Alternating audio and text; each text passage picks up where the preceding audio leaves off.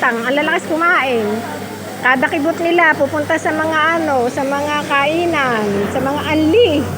Ang hilig niya mga yan sa anli. Yan na, naku kuya, manugang ko yan. Ang hilig sa anli. Pineflex ko sa aking friend sa TikTok. Sabi ko, ang mga apo ko, ang lalaki. Oh, bangbilis lumaki. Napakababol eh. Ano mo naman, oh. Ang bunso si Pokuyo. Ang panganay, wala. Nasa school pa. Nasa school si Hani. Na accountancy ang kinukuha nun.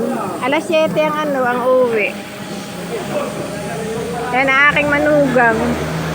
Ang family din ng manugang ko ay...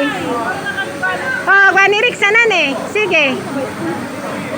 Si Mama Angie, pinag-aaral ko yan. Ayan o, ang ganda na. Napaganda kong manugang ko. Oh, diba?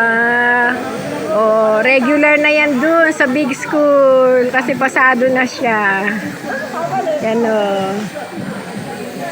Isa't isang araw, pakain na kami niyan. Nabagay, unti-unti na nga pala siya na bumibili na isang sakong bigas at saka mga veggies.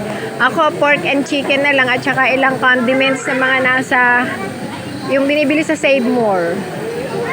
At teka, ito yung aking suki sa tutoring ha. O, si Doc. Si Doc, suki ko ang anak nito sa tutoring. Hello, Doc!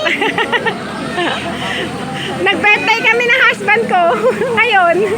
Oh, sabay kami. Sabay kami. Kaibigan namin, ang anak niya na inaalagaan ko sa tutoring. Si ang pangalan nito.